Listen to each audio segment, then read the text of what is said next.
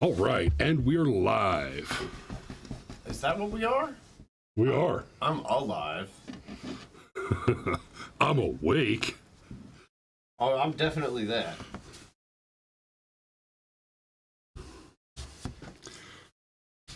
Not sure I've felt alive in the last 10 years. I could use a good war.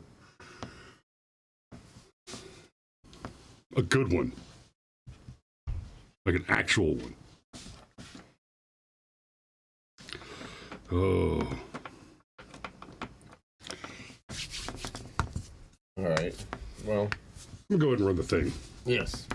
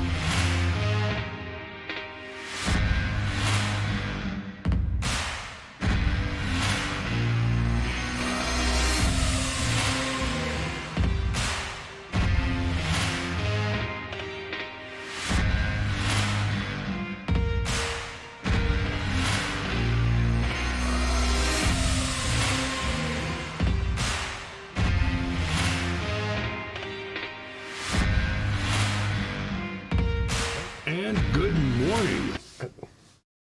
Thanks. You're here.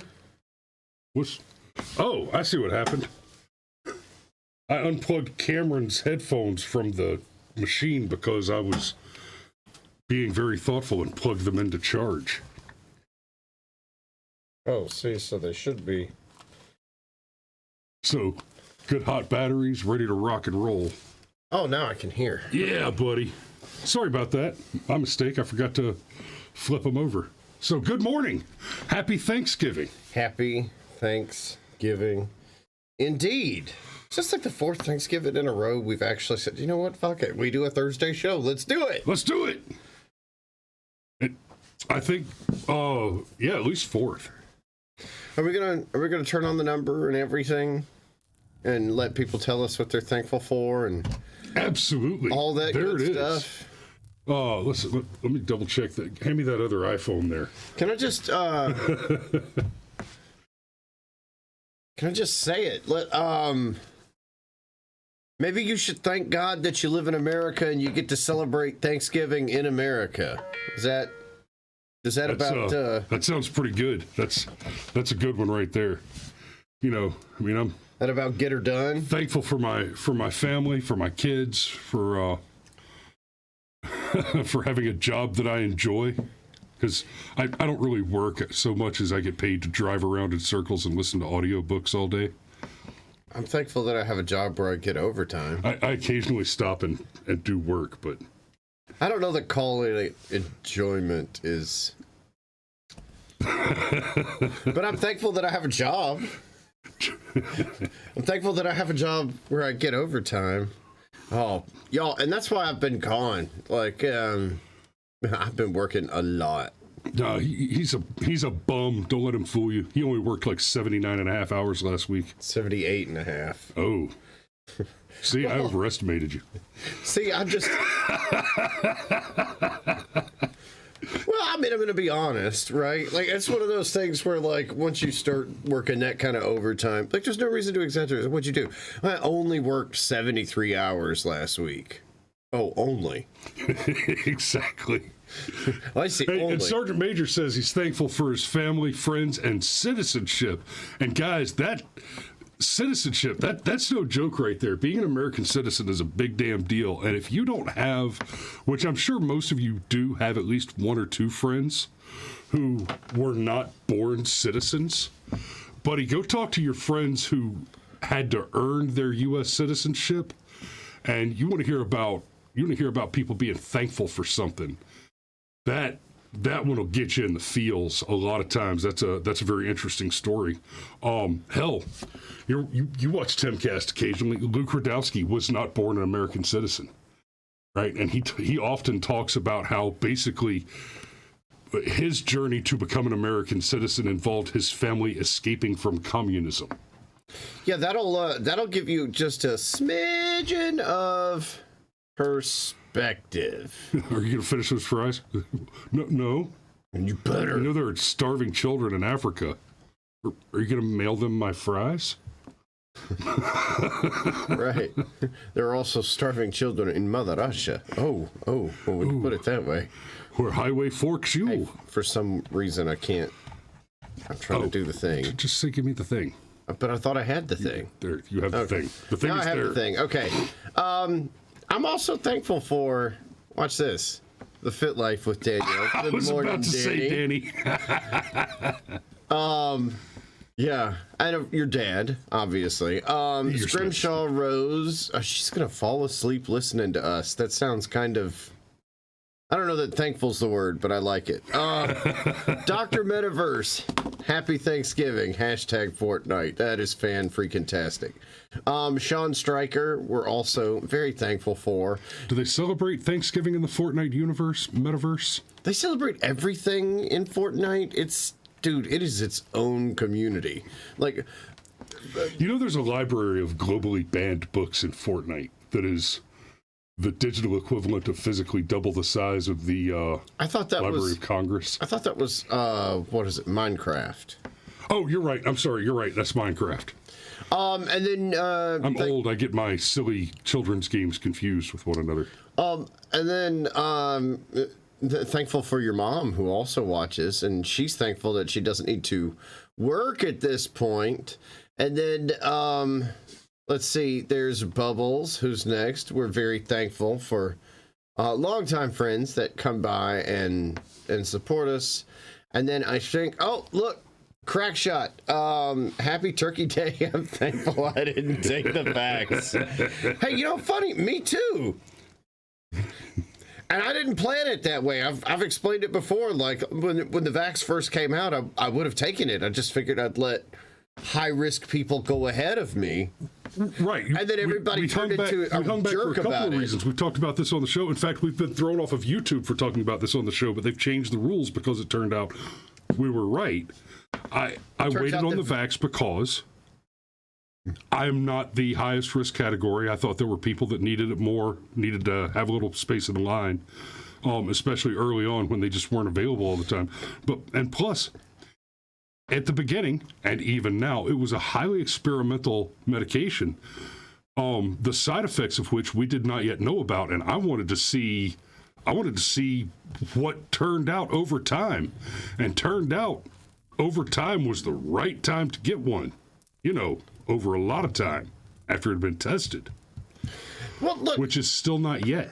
Well, look. Well, no, it's been tested now. I think it's more accurate to say it is currently being tested. Correct. And look, this is not to knock it. Like, the technology probably has got the kind of application where our grandchildren will read about this in history books and they go, "Hee."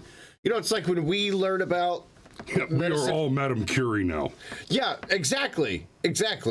Right? Now, Madame Curie didn't know. Right. And her name went down in history books, and rightly so. It's kind of like how we're all Keynesians now.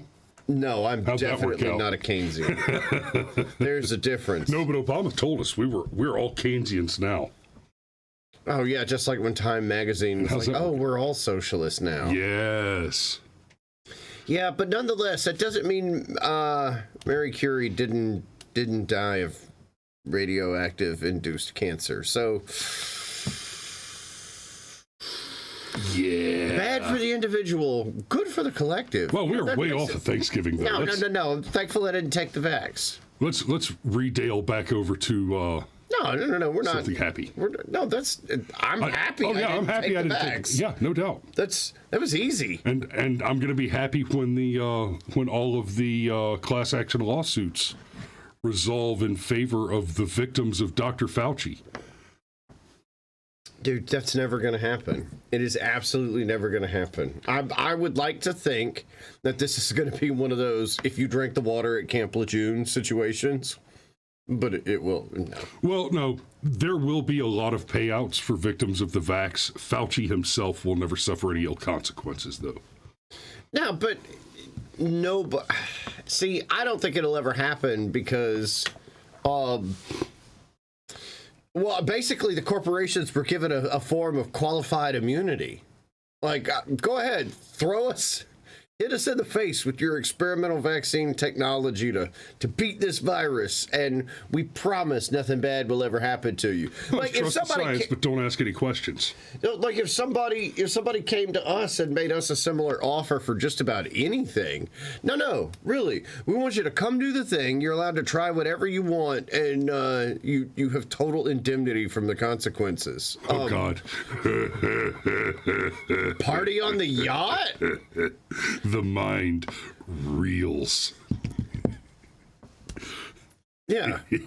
So, hey, the number's up there. Give us a call if you wanna say what you're thankful for. The line is open. The first call might glitch slightly as we have to double check the Bluetooth connection from the call-in line to the mixing board. But one of you needs to pull that trigger and be the first caller. Or not. It's your Thanksgiving. Do whatever you want. Yeah, but we'd love to hear from you. We love you.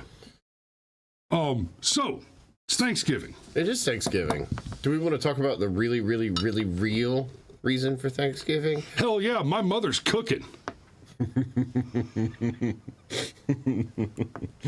Oh, man. We had our holiday Thanksgiving yesterday.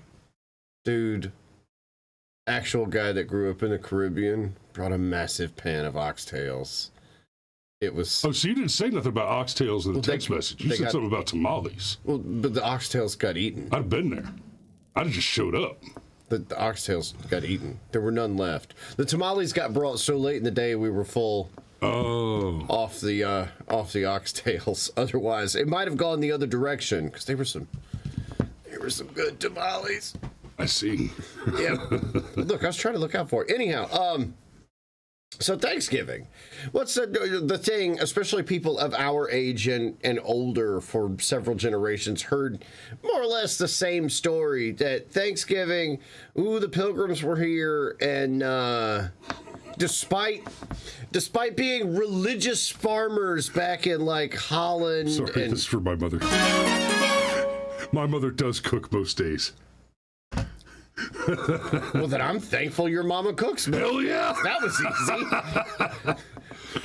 Hey, my wife cooked last night, though. My wife made homemade tom kha gai and pad thai, and that was freaking awesome. See, we've even got people in the chat saying, I'm thankful for your mom's cooking, Mom too. says the Google subscriber you're calling is not available. Let me see what I can do about that while Cameron keeps running his mouth. So, more or less, we all heard the same story that the Pilgrims, despite basically being religious farmers back in Holland and various other European countries, they got here to America and they were just suddenly they got retarded when it came to farming. And it's a good thing that those benevolent Indians came along and shared their corn and turkey with them. Otherwise, there would be no America.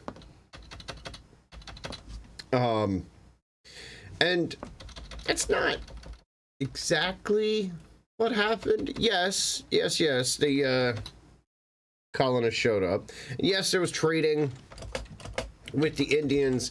And yes, there was a fair degree of incompetence on the part of the Pilgrims. But it was not for the reasons that you think. See, first government a white man ever had here in America was socialism. Now, and this was, a couple hundred years before Marx. Yeah. Right? So while they're on the Mayflower. So Marx wasn't just a bum and a drunk, he was also a plagiarist? Sure. And a philanderer. And an adulterer. Hey! Let's do it. Okay, hold on, Your Majesty. Let me make sure that you're connected to the proper device. I can hear him. And we should be able to hear you now. Oh, dear God. Was that the sound of you opening a door to walk outside? Yes, it was. Obviously. Let the man talk. It was. And a motorcycle going down the road rapidly. Excellent. So good morning. Happy Thanksgiving, Your Majesty. You are good morning and on the air with to you. Say again? I think he knows he's on the air. Good morning and happy Thanksgiving to you all. Thank you. Thank you very much. So, what you having for breakfast this morning? I think pound cake, scraps, and coffee, and some strawberries. It's hard to tell because Ma is cooking and Penny's over here helping her, which means I'm a little bit kicked out of the kitchen. It may be cereal. And if it's cereal, I'll be thankful for the banana that goes in it. Oh, so you're not eating breakfast yet. I think pound cake scraps. Oh, no, I'm watching the show. Awesome. So I will let you guys. Oh, go ahead, Cameron. Well, I was just going to say, tell us something that you're thankful for, please. He said the banana. Well, no, I'm thankful for Penny because she's right here with me. And Hi, Dad. Hi, Penelope. Kids and grandkids are the coolest thing on earth. There you go. That's a good one. It kind of overshadows all the other things like pickup trucks and boats and all of that stuff that we can walk away from. Okay. Hi, Dad. Hi, Penny. So I'm going to hang up on you guys. I'm not Dad. No, you're not. To be clear, everyone, Penelope is my daughter. Okay. So I will let you guys go. All right, love you. And have a great day. Love you. Bye-bye. See you in a little bit. Bye-bye. Bye-bye. Okay, so Bubbles says, I thought it was because of the harsh conditions and the difference in the terrain. That's not entirely wrong. So let's go back. White man's first government here. Okay. So they were Puritans for the most part, those that landed at Plymouth, and they drew up the Mayflower Compact.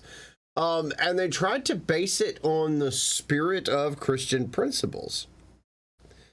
And so basically, what was decided, and William Bradford was their governor, and can we look at him? I guess we don't really need to. Okay. Oh, we can't really see him, can we? Whoops. Yeah, that guy right there, okay? Man of high character and... With that mustache? Well, yes. Brown chicken, brown cow. No. Definitely not. Okay. But the mustache. Look, they so believed in this, okay, but they also understood that the trip to America was dangerous. They had a small child who was like 3 at the time, and they left him in Europe because they knew that the trip was dangerous. It was a point of contention between Bradford and his wife. Like, there was a lot of sacrifice that went into the Pilgrims establishing this colony. And that was before they ever even got here. So on the Mayflower, it's like a 3-month boat ride, something like that. Was it 10 weeks, 3 months, something like that to go from, anyhow. It's a long time to rock. It is, yes. Yeah. Woo! They didn't. What do you call it? The motion sickness stuff. Dramamine. Yeah, they did not have Dramamine. There was no Dramamine. Right. They might have had some magic mushrooms. Well, those would make you even sicker, though. Like, good Lord. Anyhow, so they said, you know what? When we get there, All right, we're gonna. I'm paraphrasing here. We're gonna just bust our ass, and we're gonna have a common storehouse, and everybody's gonna put things in the common storehouse. We'll manage it together, and every time somebody needs something out of the common storehouse, they can just have it. They'll manage it together. And that first winter, about half of them died. I mean, right at 50% of them died. So yeah, harsh conditions and terrain, and Virginia doesn't look like it goes that far up the coast, but Virginia gets cold. Virginia do get cold in the wintertime. Roughly half of them lost. You're right. It looked a lot like socialism. Yeah, under Mao. Yeah.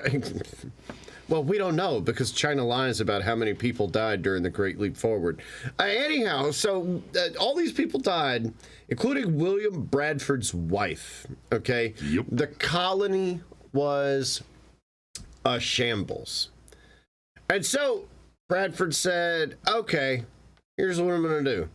All the land that we've got in any way developed, I'm going to take it, I'm going to divide it up. I'm going to give everybody a parcel. You do whatever the blank you want with it. And if you have excess, you want to trade it with your fellow colonists, you want to trade it with the Indians, whatever. Okay, but clearly the whole sharing things didn't work. And Bradford noted in his diary that it was amazing that the men who were the most able to work were the ones who were the most resentful toward work under the system. Funny. You mean before he divided it up? Yeah. Oh, yeah. Well, yeah. While they were still doing the socialism communism thing, it was the men who did the work. You know, there's a company that's referenced in Atlas Shrugged where the company rule is to each according to their need, from each according to his ability, and almost immediately the company starts to have problems with people doing things like, oh, well, if I have greater need, I get greater benefit. So I'm going to start moving sick relatives into my home. And at the same time, I'm going to start shirking responsibilities because it doesn't pay me anymore to do more work. And of course, the company falls apart. Right. Right. Exactly. And that's exactly what happens anytime you implement that whole communist system. We don't speculate on this, by the way. It didn't just occur in the fictional work Atlas Shrugged. It has occurred literally in every instance that the plan has been attempted. Well, every single time, as Thomas Jefferson said, I should have pulled up the quote so I could have quoted it exactly. But bread should don't even worry about it. Bread should never be taken from the mouth of labor. Okay. I can't. And he goes on to explain that it doesn't matter if your labor comes from your mind or if it's because you work in the fields. It could be physical, or it could be blue collar or white collar. Right. Doesn't matter. If you earned it, nobody else should be able to take it away from you. Especially under our current system with the IRS, where they get their slice of the pie first. You know, Mafia has similar tactics. Yes. You pay them that 10% out of your cash register, and you pay them first. Yep. Because you get that protection. It's a nice coffee shop you got here. It'd be a shame if something were to happen to it. And then you owe us 10% of that insurance money. Right? So anyhow, from year 1 to year 2, the transformation was magical. Colony went from absolute misery. And to be clear, let's just be totally accurate. Even if they had had a completely laissez-faire system, that first winter would have been hard. A certain number of them would have died. They just probably, in all seriousness, were not prepared for how shockingly cold it was going to get in Virginia, because Virginia can be 60 degrees one day and 30 degrees the next with no warning. Well, it's kind of like Georgia, where it'll be, 90 degrees today and 45 degrees tomorrow. and occasionally might get down to 30 in the Virginia. November, December area. Virginia kind of does the same thing. But it goes below freezing. It's just, it's further down. It starts colder. That's right. It goes below freezing or in Oregon, right? So, but We're not talking about Oregon. It was a joke. See, I'm proud of my pun. I was too. Thank you. The difference between year 1 and year 2 was shocking, though, because in year 2, they went from, damn near the Dahmer party, right, to having a surplus. They literally had a surplus, starving to death in year 1. One of the hardest winters these people have probably had in their entire life. And they fled Holland to start a colony here. And this is,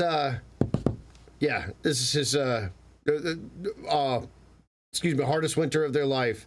To the second one, where they actually genuinely had excess. So I guess I'm pretty much thankful that the original colonists nearly starved to death under communism in their first winter. To those of you who made it, cheers for making the right decision. Oh, I'm thankful Pilgrims almost starved to death. That is... It worked out for me. So this is why I absolutely abhor shit like the 1619 Project, because there were multiple colonies that were established in the Americas from the late 1500s, early 1600s onwards, okay?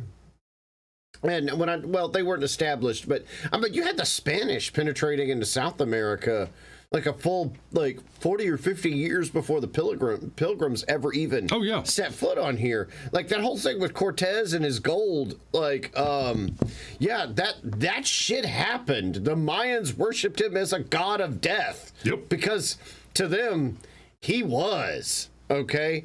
And so the 1619 Project decides to take this really kind of narrow, myopic view of history and say, well, we're going to declare that this is the official starting point of America, and we're going to declare that this is the official starting point of America because we want to have a slavery narrative, a racial narrative, and just kind of ignore everything else. Like, for example, they're never going to tell you that the Mayflower Compact was basically a socialist document and it almost caused them to all starve to death. You're never going to hear that in the 1619 Project. And I wouldn't even have that big of a problem with something like the 1619 Project. They told you everything, but they don't tell you everything. Instead, they only tell you the parts that they want to tell you. So screw you, New York Times. I'm going to tell you the part that I want you to hear about, which is, about William Bradford and Plymouth and all of that, and how, how they almost starved to death because communism sucks. Even for deeply ethical Puritans who were willing to throw away their entire lives to go establish a colony so they could practice the First Amendment. Practice the First Amendment first. There's got to be another pun in there somewhere. Not as punny as Oregon, and not as funny as being thankful for starving Pilgrims. Dark humor is like food. Not everybody gets it. You mean like the Pilgrims? For example, communists. Communist Pilgrims. I have a Russian woolly hat that I should put on. It's right over there. I should put it on every time I make that joke. In Mother Russia, religion, pilgrim, you. Sergeant Major says the 1619 Project was named so that the team could say 400 years of slavery. Yes, it was that they took that. There's also a sort of satisfying palindrome there with the 6 and the 9 being mirrored on one another. That's a total psyop. The whole 1619 Project is very, very carefully crafted propaganda. And it's bad scholarship. I mean, it's anytime you can use hilariously bad scholarship. It would actually be amusing to read if you understood it to be the absolute fabrication and fiction that it is. Well, anytime you can use nice round numbers, it just has a bigger impact, right? I mean, it is what it is. And, 400 years of slavery. Except,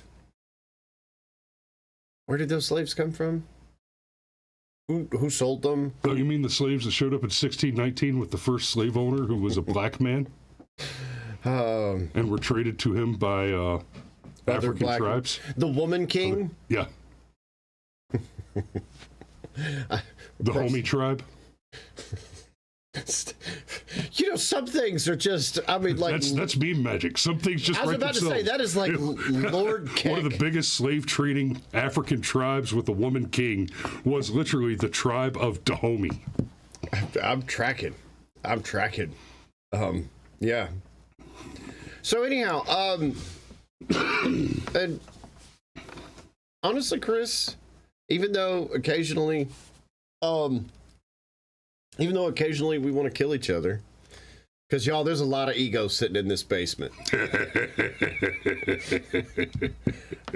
Man, It's a fair statement. I'm thankful for you and all the things that come. Except for that shit. I'm gonna hide your pens from you one day. I'm thankful for you. Except for the pens.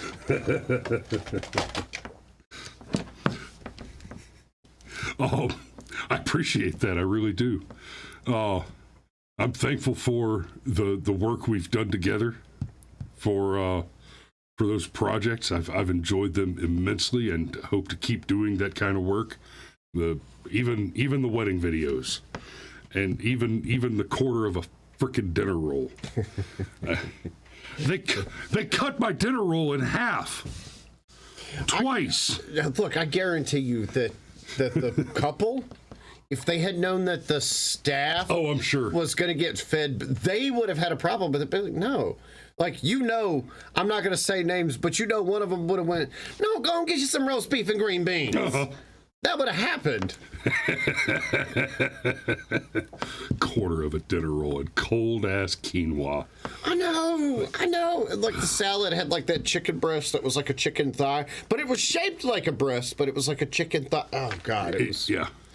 Oh, have you been on your feet since sunup? Busted your ass? Here's your cold dude, when I went over to get... Here's your cold food after 14 hours of hard work. Here's your cold, small quantity of food. Yes, yeah, and it was February. I did not want cold food. No. I wanted hot food specifically. Okay, it was not sandwich time. Okay, it was soup time. Oh God. It was bloody roast beef time is what it was. Well, it was awful, man. Okay, now we're bitching. It's Thankful Day. No, it's Thankful Day. I was just gonna say, I can't tell you how fast my heart sunk down to the bottom of my, like, through my toes when they were like, "Oh yeah, you're part of the staff and you want dinner? Well, go over there and talk to them." Okay, and I walk over and chick like opens up a cooler and starts pulling out those takeout boxes, and I'm like, "What? Wait a minute. You're joking."